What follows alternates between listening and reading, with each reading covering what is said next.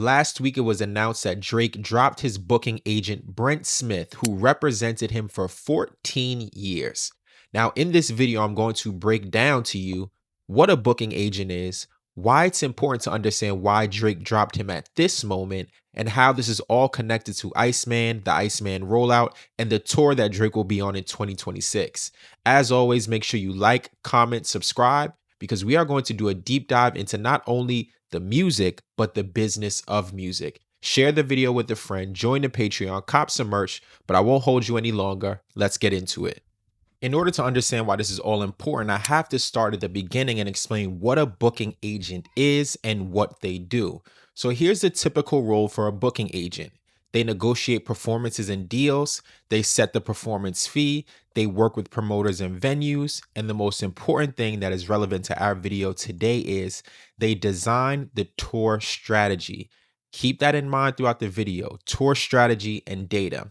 Now, Drake is a unique artist because he has his own individual deal with Live Nation, which does a lot of this upfront work, which makes it a bit easier on the booking agent. For example, people don't call Drake directly. So Drake did 3 nights at Wireless. They didn't call Drake, they called the booking agent, who in this case would negotiate the deal. What is the price? What are the dates to make sure that Drake is there and all of these things are taken care of.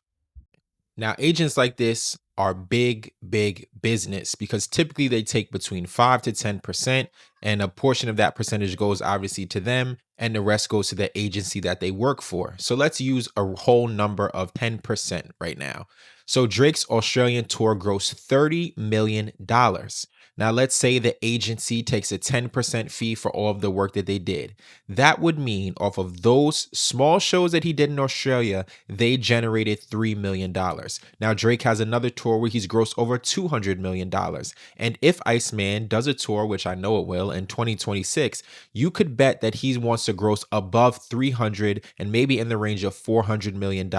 So losing Drake is a huge loss to any company. Now let's get to the drama. Why would he drop this agent who he's worked with for 14 years, right? That doesn't really make sense unless we take a quick look and see what the real reason is. I think there's 3, but we'll start with this one. The first is this agent also represented Kendrick Lamar. And if you're a friend of my enemy, you, my friend, are an op as well. So I think that's the clear reason why. The second is, let's look a little bit deeper. Why does it matter if the same person represents both Drake and Kendrick Lamar? The key is data. Data is the most important thing to any company right now, whether it's Facebook, Instagram, YouTube, DSPs, record labels. They all want data. They want to understand who the user is, their spending habits, their spending patterns, their biographic information. All of those things are what companies are chasing. But why does that matter when it comes to touring? Because having touring data allows artists to get leverage because they can say, hey, Drake generated this much money. We think we can make a comparable amount or more.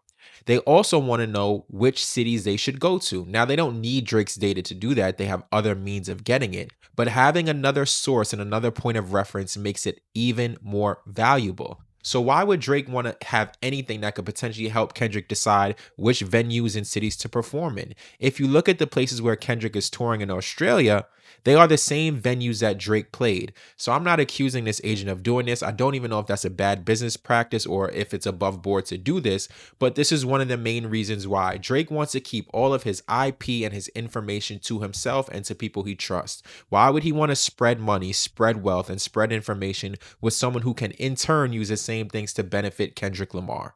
And the final reason is Drake is drawing a clear line in the sand, if you haven't noticed, from his peers in the music industry to the people who are music adjacent to everyone who deals with the business world in relation to music. If you do business and if you associate with this person, you will not do business with me and I will not associate or help you in any way. You've seen it with the guests that he's brought out for Wireless. You've seen it with the features. You've seen it with the Instagram comments, and you're seeing it with the people who he does millions, hundreds of millions of dollars worth of business with. You can't be my friend and you can't be my partner if you're his friend or you're his partner. Now, you may feel that's a little extreme, but hey, I'm not mad at him. This is his approach to it, and business is business. So what does this mean for ICEMAN? Let's connect some dots, because that's what we do here on this channel. We take the information, we analyze, we make connections, and then we form predictions. Drake has already signed with a new agency. He's now with CAA, which is one of the big three talent agencies in the country and in the world.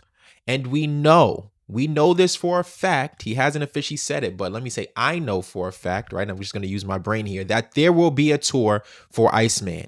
It is on the way, right? I'm going to attach some video here. And Drake basically put this up and said that a tour is coming soon. And the reason why I believe that he wasn't talking about the Some Sexy Songs for You tour, he was talking about ICEMAN, is look at the first frame. That's an ICEMAN chain, and the chain opens up. So I think he's telling us that once this album comes out, he will be on tour in 2026, potentially through 2027. So here's what we can infer. His new agent has a big payday on the way that will likely range between $10 to $30 million. What a day to be in business with Drake. We can also say this. We know that we are on the verge of getting 1 to 2 more episodes. We are in Q4, which means artists don't really drop albums around this time. And as I've said on this channel before, if you didn't get the album at the end of October and those first 2 weeks in November, just be patient and you can queue yourself up for Q1. Now, Q1 could be January or February. February would be the anniversary, the 1-year anniversary of when they dropped Some Sexy Songs for You. This is a great way to start the year and really prime yourself for all the things that are coming. You have number one, the World Cup, which is on the way, I think, in the next year or two. You also have the full year, calendar year. So you have the winter at the beginning, the spring, and the summer. And if you're going to go on tour and if you're going to have a song on there for the summer or for the spring, you are in a great position. It does not make sense to drop an album in December. You may drop an episode, you may release maybe a teaser, or maybe you do a 2 or 3 song EP, which is what I've said before, but you don't do a full album in December. It just doesn't make sense. So I think we're definitely looking at Q1 right now, January or February. Another reason to be patient, the team is still in the Bahamas. As I've said time and time and time again, be patient. Gordo has posted some images. It was AI, but he says, yes, this really happened. He said he's been in the Bahamas for 4 days working on the album. Fierce has posted a number of things. He's another producer who has worked with Drake. You have, I don't want to say his name wrong, the French producer, I think his name is O or Oz. He's posted a bunch of the studio images. So they're working on the album. You got to be patient. Number one, you have to record the music. Number two, you have to get things cleared. You know Drake loves a sample. So you got to get those things cleared and squared away. And then you have to finalize your strategy. And this leads me to my next piece, which is the advice that I will leave Drake with. And I always like to end my videos with this because you never know who's watching, who's connected to him, who sees the video, or who might send him a link and say, hey, check this guy out. He might be a little crazy, but he's also right. The first thing I want to urge you to do is get Oliver in contact with Amazon and get the bundles pressed and rolling. You just did Knock the Mystery Boxes. You better bundle this album. Number one, you want to crush your sales, but number two, you have all the resources available to you. Why don't you use them to your full advantage and do things the biggest and the best way possible? Make sure that that's done correctly. The next thing, you want to line up your US tour dates. People have been saying, why isn't Drake touring the US right now? Shut everybody up. Please go sell out 40 shows across the country, maybe 150 shows across the country, 2 shows per state. Whatever you want to do, just make it happen. And the last thing is, when you're rolling out this album, please, please, please make sure, again, you use your resources. Nike, Instagram, your fragrance company. All of these things should be used to show people that the album is on the way. Every color should be blue.